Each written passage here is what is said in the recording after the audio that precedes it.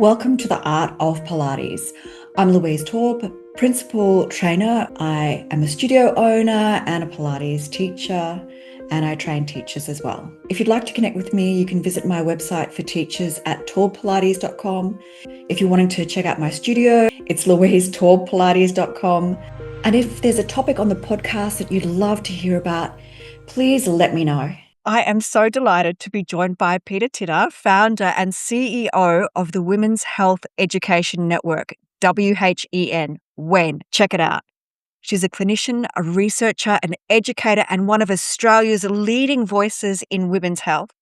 With more than 35 years of experience spanning intensive care, continence nursing, pelvic health, pregnancy, postnatal care, and menopause, Peta has dedicated her career to translating the latest research into practical, evidence-based education for women and health professionals. She's currently completing a PhD at the University of Tasmania, investigating whether antenatal education adequately prepares women for the physical changes that occur after birth. She is also the lead author of the WHEN Exercise and Pregnancy Guidelines and has more than 10,000 hours of experience as a principal practitioner in Pilates, specializing in pregnancy and postnatal movement. Today, we'll be discussing evidence-based exercise during pregnancy, pelvic health, postnatal recovery, and what every Pilates instructor should know when working with pregnant and postnatal clients. Peta, welcome to the Art of Pilates. It's wonderful to have you with us. Oh, thank you so much for taking the time to chat with me about these sorts of things. Yeah, I'm so excited. I'm just bursting out of my skin with like thousands of questions. Let's hope I can answer them. So you've worked in intensive care, pelvic health, continence nursing, and now research and education. What inspired you to dedicate your career specifically to women's health? It happened when I actually got burnt out through nursing. So I was a flight nurse in Europe for a really long time and did intensive care retreat. Got really burnt out, married a Dutchman. So we were living in Holland and my Dutch wasn't good enough to work in intensive care. And so I needed a change and I thought I just want to get away from illness. I'd had enough of illness. And so I decided to train as a Pilates instructor. So I did part of my training in Holland and then we decided to move back to Australia and I retrained when we got back here. But we were newlyweds. I'd like to say we were young newlyweds, but we got married old. So we were newlyweds, but we were still struggling from a cash point of view. So I still had to do some nursing. So I would work at the Royal Children's Hospital and then run into the Pilates studio, still in my scrubs and get changed. And so lots of women knew that I was a nurse and they were telling me things they weren't telling the other instructors about continence initially, about leaking urine. And I was not had babies at that point, worked in intensive care where we shoved tubes in absolutely everything. So I had no idea about continence from that perspective. And they were talking about, it's expected, I've had a baby or I'm getting older. This is something that is eventually going to happen. And I was quite taken back. This is not expected. And so as much as I really wanted to leave nursing, it pushed me to retrain as a continence nurse. And I found out it is not normal. It can happen, but there are things that we can do that can improve women's lives. Not always fix it, but we can improve women's lives. And then I had my babies late in life. So I had my babies at 38 and 40. And on my 38-year-old pregnancy, I had a pelvic floor injury and I had the catheter removed and I stood up and my bladder evacuated on the floor. And a covering obstetrician came in and said, "Oh, well, at least you know where to get cheap pads." And he thought that that was adequate information to give a new mum, no matter if I was still a new mum who had an injury. And I was very angry and I knew my rights, so I kicked him out of my room and asked for a new obstetrician. But I thought there are so many women who don't know they can do that. And so we wanted to have our babies really quickly. So I wanted to get pregnant before 40. So there was like under 20 months difference between the girls. And I had my Pilates studio at the time and I followed the exercise guidelines to a T for pregnancy and I leaked urine really quickly. I got pelvic pain, my diastasis opened up and I was like, why is this all happening if I'm following the guidelines? So after Emma was born, I went back to uni pretty much straight away and I did research on what I found out was that the exercise guidelines were only written to keep the baby safe, pretty much all of them. So it's not putting the women into the exercise guidelines at all. It's all about keeping the baby safe, which I thought we'd moved on, but we haven't. And so that's what really pushed me on to start studying women's health and get into it. And my husband just got sick of me yelling at the computer a lot, saying, why are you doing that? You shouldn't be doing that. So he actually started our non-for-profit and gave it to me and said, do something with this. Wow, that is so romantic. I mean, that's really romantic. It's very Dutch. Yeah, very, very Stop practical. talking about it and do it. Very practical. So you founded the Women's Health Education Network when? Yes. What gap did you see in women's healthcare that made you feel this organisation was needed? I saw such a gap in so many parts of women's health because I've worked across so many different nursing fields. There is just so many gaps that it was just overwhelming. And initially we wanted to start in pregnancy and postnatal. But interestingly, we started in older women because they were the ones that had a larger need at the time. Because when we did a focus group, so everything we're doing when we do focus groups so we listen to women first. And they were saying things like, I feel invisible. I go to the doctor with knee pain and they say, what do you expect? You're getting old. And they are very accepting of continence issues. So we started with that, but now we've really moved along and we're doing so much pregnancy and birth trauma and miscarriage and postnatal and pregnancy things. So there's still so many conflicting messages about exercise during pregnancy. So from an evidence-based perspective, what do we know today that has changed over the last decade? Well, really, we don't know much, if I'm honest. And a lot of what we're working on is expert opinion. So it's not actually evidence. And that is one of the biggest things I find in women's health is we're not transparent about what we know and what we don't know. And as health professionals and fitness professionals and Pilates instructors, we don't want to be seen to not know the answer. But with most of this, we are not going to know the answer and we may never know the answer because from an ethics point of view, it is really hard to get ethics approval to do the research on pregnant women. And so a lot of what we're looking at is based on fetal safety, not women's safety. And it's not based on pure evidence. So many women are worried that they'll do the wrong thing. What's the biggest myths you hear about exercise during pregnancy? Well, there's lots of myths that are around. Look, I could go on forever about this, but one of the biggest myths I find is if you were doing it before pregnant, you can do it now, and my theory, or not my theory, what WEN stands for is just because you can do something doesn't mean you should do something. So what we don't know is the long-term impact on a woman's body. Now, it could be nothing, but it could be something. So if you look at running in pregnancy, you'll hear everyone say, oh, no, we now know it's safe. We do know it's safe for the fetus. We know that it's safe for the baby, but there's no research on what it's doing to the woman's body. And if you think about the hormones that are kicking in, and the relaxin, the progesterone, softening joints, and then you've got a lot more load on board, and then you're running, we don't know the long-term impacts. And one of the things, because we are one of the only non-for-profits that looks at women's early childhood, 16-year-olds right through to, over 65, we can see what women's bodies look like instead of looking at pregnancies. And I think new research will come out in probably the next 10 years because there's a lot more women choosing not to have babies. So we can compare a woman who hasn't had a baby to a woman who has had a baby. So we're going to get more information that we can see what's actually happened to their body. But historically, women have pretty much always had babies. It's only a small minority who haven't. So I didn't really answer your question, some of the myths, but it's that we only look at the fetus, but that's not a myth, that's a fact. Things about the whole lying flat, this is one of the things that really bothers me. If you look across all different guidelines, you'll get different times when women should be lying flat or should stop lying flat. But if you look at the medical guidelines, it's 12 weeks or after the first trimester, you shouldn't have a woman lying on her back. But in the fitness industry, we have decided that we have a different set of rules and it can fluctuate from 16 weeks to 28 weeks, depending on which guidelines you look at. The reason that 12 weeks is there is because when the uterus grows, it can push onto the vena cava, which is the venous return to the heart. And the biggest concern initially was that there wasn't enough blood flow to the uterus. We now know that that's not really an issue, a couple of cases literally. So we kind of know that's off the board. And so everyone's going, oh, well, they can lie on their back till 28 weeks. But what we're not thinking about is the woman. So what happens is some women, this happens to at 8 weeks. Some women, it doesn't even happen to at 36 weeks. But we don't know which woman it's going to happen to, is that they can feel faint. And then when they stand up, they will faint. So why aren't we thinking of the woman's mental health and the woman as a whole? So I remember, I don't vacuum, by the way, so I don't know how this happened.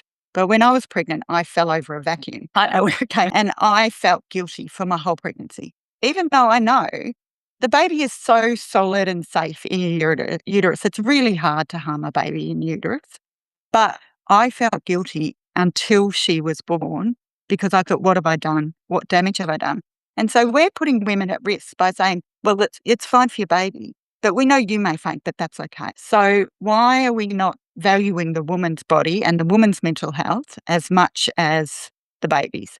And that's the reason that we're stuck with the 12 weeks. Like, we're stupid as fitness professionals to go against medical advice to start with. But ours is all about the mum. We know the baby's pretty safe there. What is the actual angle that you should be working at when you're saying It's really, there is no is it 30 degrees, definitive, 60 degrees? Is it? There's no definitive angle. You just need to get them up a little bit and it'll take pressure off. So I couldn't give you a number because there's no research on it, but as long as you're not lying flat, because it's pushing it. So if you've got that little bit of an angle up, it takes the pressure away from the vena cava. So this is all information that is not commonly known, and we just go on the fact this is what we're told. The other thing is, a lot of the research that we do have on pregnancy and exercise is done on elite athletes. And the majority of women who are pregnant are not elite athletes, and they're also not prepared to endure the consequences of an elite athlete's body. But we're not looking at it like that. We're looking at it like it's, fine for women to do whatever they want. And so as long as we tell them that we don't know the answers and they're making informed decisions, because currently they're not making informed decisions. We're telling them the answers, where we need to say, we actually don't know whether this is going to be damaging to your body or not. It probably won't be, but we can't give you the answer. And then if she chooses to run, then go for it. Tell her to turn her knees on beforehand. Tell her to run on a softer surface, don't run on concrete. But she's still a consenting adult and she should have every right to do whatever she wants with her body. Interesting. I always just think of running like I had a girlfriend, she ran after she had her baby, and it was before even 6 weeks. So she was very new postnatally, and she said people were staring at her because her belly was bouncing around when she was running, because she just wanted to get rid of that baby fat. But that was her uterus. It hadn't even shrunk down. And I was just terrified. I was like, why are you doing that? Like, the actual pressure that she wanted to get rid of her baby fat so quickly is really disturbing and sad, because if she chose to breastfeed, you'd need that baby fat. You need that extra energy and things like that to breastfeed. So the pressure from society and the fitness industry to get women's bodies back to what they were, they're never going to be back to what they were. And that is not a bad thing. They've grown a human. If you de-identified everything that happened to a woman's body in pregnancy and labour, so if you wrote it out, took the word labour, pregnancy out of it and presented that to a doctor, they would look at it and go, oh my God, this poor person, it's going to take years of rehab to get them even back to a functioning body. Where we're like, 6 weeks, get back to exercise, you'll be fine, get rid of that, get that flat stomach back. For one thing, a woman's anatomy doesn't actually set you up for a flat stomach. We have a uterus and ovaries. Men don't have those, so there's not those extra organs in there. So I think society has a lot to answer for, and us as an industry has a lot to answer for. And don't the bones of the pelvis shift? Like, wouldn't you end up being a different size jean or even a different bra strap because, like, your rib cage expands? Does that come back properly, or it just, like, it might not be the same size? Or not unless you actively try and do that. So the pelvic bones shifting at 6 weeks postnatally, they're wider than they are at 3 months pregnant. So, but it's one of the biggest things that we miss out on in postnatal rehab. We talk about pelvic floor, we talk about diastasis. We don't talk about actual pelvic strength. And it's really interesting looking at menopausal women or postmenopausal women or perimenopausal women. When we get them into single legs in straps, their pelvises look like a postnatal pelvis, because their estrogen's gone again. And so it's all unstable. So we're not fixing women's pelvises. Because if you think, whether you've had a C-section or a vaginal birth, your pelvis has to expand. Your body doesn't know whether you're going to have a C-section. And if it doesn't expand, you would be in so much pain because the baby's got to grow. And so your whole pelvis has shifted. And so that's just not going to spring back. And if you think about ligaments and tendons, which are a lot of what holds the pelvis together, once a ligament and tendon is stretched, it is stretched. They don't have great blood supply. Where the muscles around your pelvis, you can do amazing things with, and you can strengthen and pull the pelvis back together. But yeah, I think that it's one of the biggest things that we neglect. And in Pilates, it's one of the best things that you can work on with pelvic curls and elephant and all of these different sort of exercises that we have at our fingertips to really strengthen the pelvis in general, not pelvic floor. Wow. And so what does the research tell us about the benefits of remaining active throughout pregnancy for both the mother and the baby? Well, it should be for everyone. It doesn't change. So our exercise requirements for whether you're pregnant or not is exactly the same as whether you're not pregnant. We need to always stay active right through to our deaths, hopefully. And it's the same with women as they age and women when they're young. We want women to be active and strong the whole time. So I feel that people go one way or the other with pregnancy. They mollycoddle women or they push them too hard. And there's an in-between. You can work really hard as a pregnant woman. You just have to do modifications. And I think when we think about working hard, we think no modifications. But there is so many modifications as Pilates instructors that we can do. It's one of our superpowers. Pilates is one of the best things. We learn so early on how to modify exercises. One of my big pet peeves is pelvic pain. I suppose it's everyone's pet peeve, especially if you have it. But if you look at the actual statistics, 44% of pregnant women in Australia get pelvic pain. That is a massive statistic. And if you think about what that pelvic pain can mean, it can mean not everyone gets it really severely, but the women who do get it severely, can mean that they choose not to have another baby because it's so debilitating. They might have to give up work. They might not be able to look after their toddler or other children. So it can be life-changing. Now, any other statistic that was that high that created pain or disability, we would be doing preventative health around. We don't do anything preventative around pelvic pain in pregnancy. If anything, I'm really sick of hearing people say, well, no, we're not going to take that out of their program until they actually get the pain. And for me as a woman, I'm like, well, why are you deciding that I have to have pain before you're going to look after me? Why are we waiting for women to get pain? How much harm is it to just put them in double leg work instead of single leg work? It's, they're still going to work hard.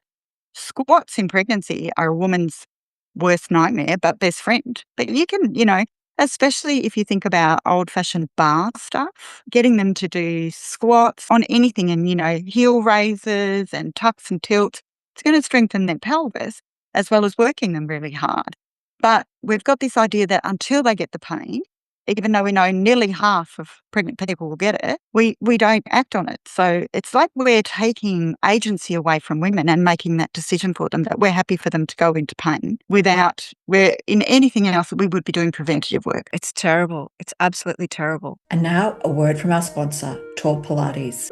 If you're pregnant or supporting someone who is, movement matters, especially when it's safe, intelligent, and designed for your changing body. At Taube Pilates, we specialise in helping women stay strong, supported, and confident during all stages of pregnancy and postpartum. To help you get started, I'm offering a free pregnancy and postnatal ebook filled with expert guide, practical exercises, and tips you can trust. Download in your show notes now. So are there any exercises that generally should be avoided during pregnancy? It is up to the woman's decision. It's her choice, and it's up to you as an instructor on what risk you're prepared to take. So a woman's body is really hardy, and she will be able to do everything that you ask her to do. Whether she should do it for her long-term future is up to her and you, whether you want to take that risk. So we recommend not standing on reformers or equipment, and for two reasons. If a woman falls, she's going to try and protect her belly no matter what. So she's going to put herself at a huge risk of hurting herself. You're going to feel guilty. She's going to feel guilty. The other thing is if you're standing by a woman when she's falling, as much as even in nursing we're taught, if someone falls, don't catch them. Your initial reaction is to catch them. So if you're by her and she falls, you're going to try and catch her. What's that going to do to your body? You've got to think about your body as a Pilates instructor as well. You've got to make sure that you're looking after yourself. mentally and physically. And if you have a pregnant woman fall, you would be devastated. So that's one thing that we recommend. We recommend minimalising loaded single leg work, because if you're not loaded, it's fine. So if you're lying on your side and doing clams or anything like that, that's perfectly fine. It's just the loaded single leg work where you're putting so much shear through their pelvis. We recommend not lying on their back after 12 weeks. Really, everything else, if she wants to do it, she can do it. If she's never lifted weights, we recommend that she starts at 15 kilos, or mainly goes up to 15 kilos. So in pregnancy, if you're going to add weight to her regime, don't go over 15 kilos. If she's new to lifting, if she's been lifting for years, it's her decision. We don't know the impact on joints and pelvic floor, but it is still her decision. So there's no hard and fast rules. Yeah. There was one guideline that I think I've seen it in Oz Active, and I think maybe the Royal Women's, where it talked about doing the fire hydrant, and that causes sacroiliac joint pain. It can if it's loaded. So if you're doing it, if you're not loaded, so she's lying on her side doing fire hydrant, and even if she's well balanced doing it on quadruped or all fours, she should be fine. But if you're doing sort of loaded single leg work on your side on the reformer, pushing on heavy weights, yes, that is going to impact sacroiliac joint. So anything, if you just think of I would still class that as single leg work, loaded. Yeah. So if you're pushing or standing on that side, the one that I would say that I would still do is if you've got them on their side on the reformer and you stick their leg under the bar in a clam position and then just get them to do little openings. That's like so mean, as in their glutes are going to work so hard, but that's really safe because it's a closed chain, not loaded. Yeah. So the foot's on the foot bar in the Underneath sideline. the foot bar. Oh, so you're pushing against the foot bar. Yeah. And then you open your knee. Yeah. Oh, that's tough. That's really mean. But it's fair. And if you're teaching in a group class, having your non-pregnant people do it as well, it's mean to them. So it's not mean to pregnant people. Do you know what I mean? You can program that into your class and everyone will hate you but love you at the same time. The other thing that I've read about as well is hovers. So with the intra-abdominal pressure, that's been in, I think, Oz Active guidelines and also Continence Foundation. I've seen that as well. So what's your take on the hovers? I personally wouldn't hover a pregnant woman because it's a lot of joint stress. And if you think about women, most women are hypermobile in their elbows, and then you're asking them to put a lot of extra weight through their elbows when their joints are already on the looser side. It's really hard to maintain your stomach in that position because most women will have a diastasis. So how are you maintaining your stomach in that position or your core? And there's a lot of pressure on your pelvic floor. So that's something I personally wouldn't do. And then there's the risk of falling. And also, like, women's balance changes at 20 weeks or something? Like gravity early change? on. Yeah, before Depends 20 on the weeks. woman. Oh, So yeah. if you look first-time pregnant woman, she may not show till 32 weeks. She may see it, but you'll be like, I can't see that baby. But then if you look at someone who's had a baby and she's on her third baby, at 8 weeks, you can tell she's pregnant. So it depends on the woman. And that is what I would say about all pregnancy. Actually, anything with women. Every woman is different. And we need to look at them as individual people. So one topic Pilates instructors often ask about is abdominal exercise during pregnancy. How should we approach strengthening the abdominal wall while respecting the changes that are occurring? So it's for a while there, as an industry, we just stayed away from it and said, don't do any abdominal work. We should be doing abdominal work because if you think about the anatomy of a pregnancy, so this is where we're going to touch on diastasis. So when you're pregnant, your uterus, when it is not, you don't have a baby in it, is like the size of a walnut. Now, if you think about how big it gets when you've got a baby in it, it's huge. And so that pressure has to go somewhere. So you've got three options. So you've got your diaphragm. So we don't want anything to happen to your diaphragm because if something happens to your diaphragm, you're going to die. There's no two ways about that. You've got your pelvic floor, so downwards. So your pressure can go upwards to your diaphragm, downwards to your pelvic floor. Pelvic floors are notoriously hard to rehab. Or you've got your stomach muscles, so your rectus abdominis. That is your best option. We would say 98 to 100% of women get a diastasis. It is not a bad thing. In the Pilates industry, we see it as a bad thing. This is a functional change that we need to grow a baby. It is a good thing, but we need to protect it. So if you imagine that your stomach muscles didn't separate how painful would it be? Where was this baby going to go? So it's either going to go up or down. So you want it to go out. So this is a good thing, but we see it as a bad thing. But what we need to do is support a diastasis when we're doing abdominal work. And if you think about what this is, it's your rectus abdominis, sometimes separating, sometimes stretching. Not everyone separates. Sometimes they stretch. It's gone to its maximum and past. So it's not a functioning muscle. So doing a sit-up in itself is stupid because that's what the muscle that it uses. But if you think about your obliques and your transverse abdominis, they're the ones that are taking the beating for this baby or this pregnancy. And as much as in textbooks, you'll see a baby sitting right in the center of the uterus in this perfect position. Anyone who's been pregnant will tell you that is not true. They kind of sit to one side, and that's why pelvic pain can get worse. And, they're never doing what you want them to, and they're pushing into your rib cage and they're pushing into your diaphragm, and it's really uncomfortable. And so that side of your body is going to work a lot harder while the baby is sitting on that side. And then you think about the tummies when they come out, you need your obliques to totally support you here. So there is so many abdominal exercises that you can do without doing sit-ups. Sit-ups seem to be, everyone thinks that's your traditional abdominal exercises. So things like side-lying work, so single leg lifts, double leg lifts, even quadruped stuff, it's really important for them to work their obliques. It's really important for them to work their transverse. Abdominal work should be done in pregnancy. But I don't know if you have seen, there's a lot of misinformation going around at the moment that sit-ups are safe in exercise at the moment. So it was based on 2 articles that came out recently, and on our website, we've critiqued the articles and written a position statement on it. Not at any time do they state in those 2 articles that, yes, it's safe for women to do sit-ups in pregnancy. That's what people have interpreted from it. What they've done is they've only measured the diastasis. That's it. And in pregnancy. And what you've got to remember is everyone measures the diastasis differently. So some people use calipers, some people use fingers, some people use ultrasounds. And that is one of the biggest things that we have trouble in this diastasis research. And the other thing is everyone defines it differently. So some people define it as 2.2 centimetres, some people define it at 2.8 centimetres. Some people measure it at the umbilicus, some people measure it at the pubic bone. So no one is doing the same thing. So we can't compare all this research, which is really depressing because there's lots of research out there. It'd be great if they all did the same thing, like the same measurements. But everyone has their idea of what a diastasis is. And so what these 2 articles did was they literally just measured the gap in the diastasis. So they didn't measure the functioning of the wall, the abdominal wall. They didn't measure pelvic floor impact. And the one that did, it was self-reported, which we know self-reported pelvic floor information is reliably not very accurate because women are embarrassed about reporting if they're leaking urine. So I've seen lots of people online saying now they've got permission to do sit-ups in pregnancy. You don't have permission to do it. You can do sit-ups in pregnancy if you want. But if anyone who's ever been pregnant, if you asked me to do sit-ups after my stomach was showing, I'd be like, I'm going to punch you in the face because it is so uncomfortable.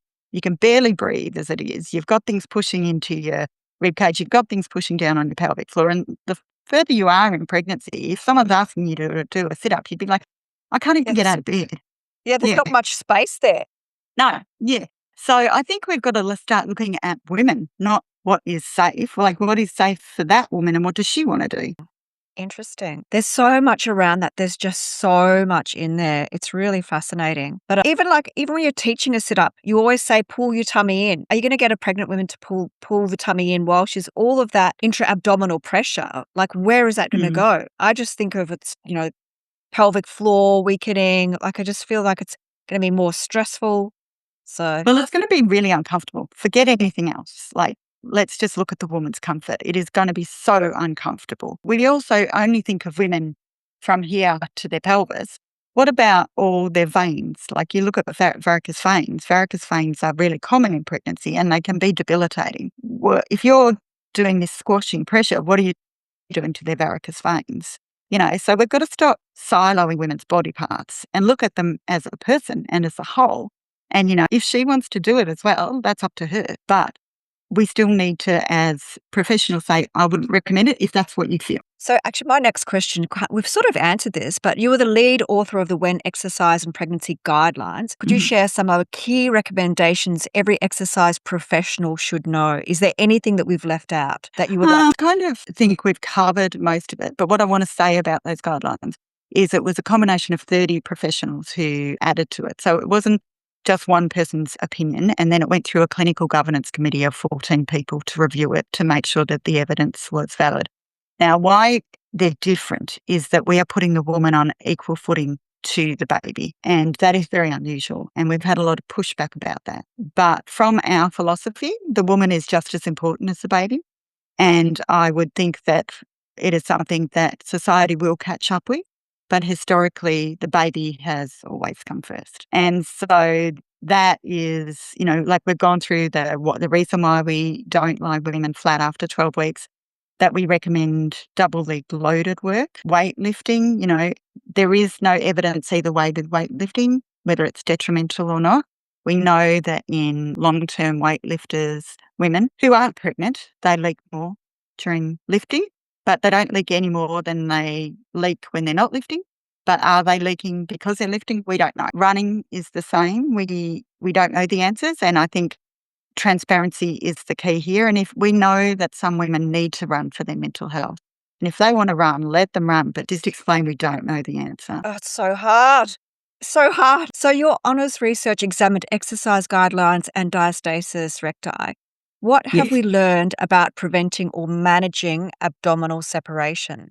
Okay, you can't prevent it. That's the first thing. It's not preventable because if we prevent it, the woman's going to be in pain and something else is going to change. Managing it, I would say supporting it during the pregnancy and after the pregnancy.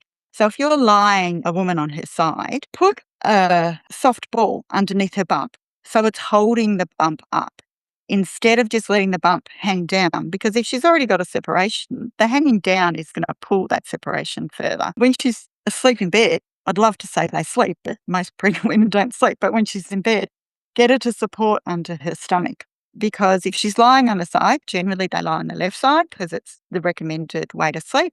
They're going to have the weight of the baby pulling those two sides apart. So supporting that side is really important. And if you look at all the research in the postnatal period, most women, their diastasis will, without intervention, not go away, but improve.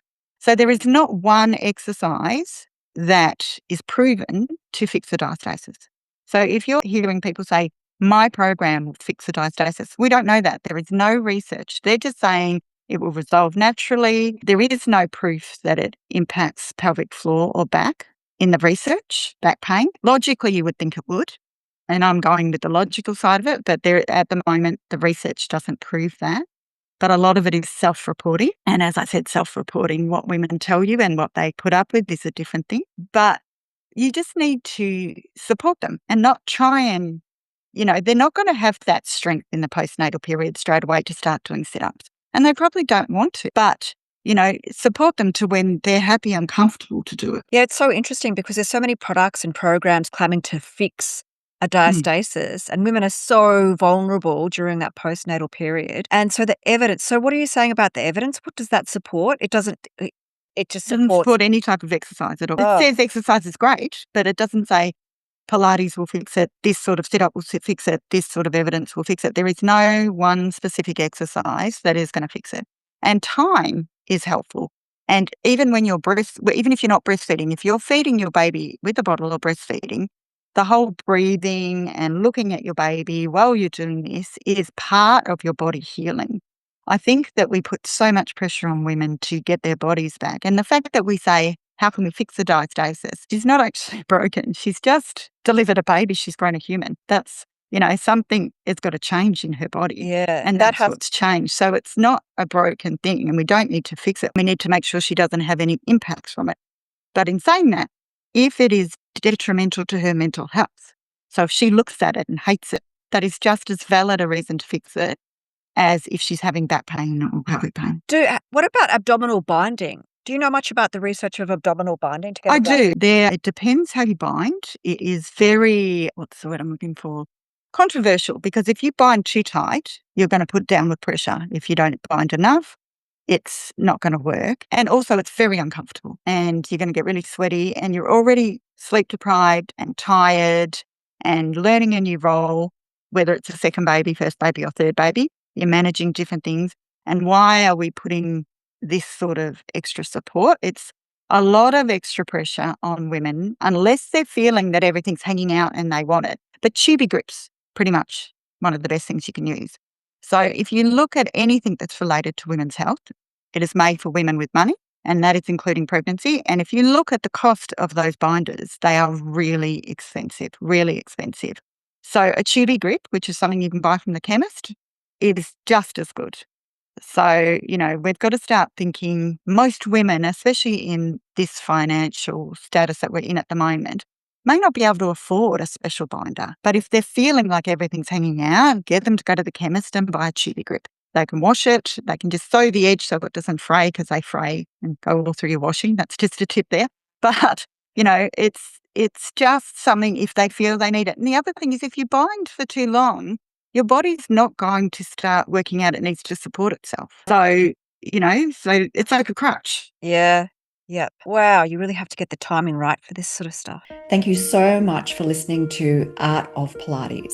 I'm your host, Louise Taube, principal trainer as recognised with the PAA, studio owner and Pilates teacher. To stay connected, please subscribe to my mailing list via my website, taubepilates.com. And if you've loved this show, please give me a review. I'd love a Facebook review or a Google review. It really helps to support me and my business and this podcast. See you next time and keep moving with intention.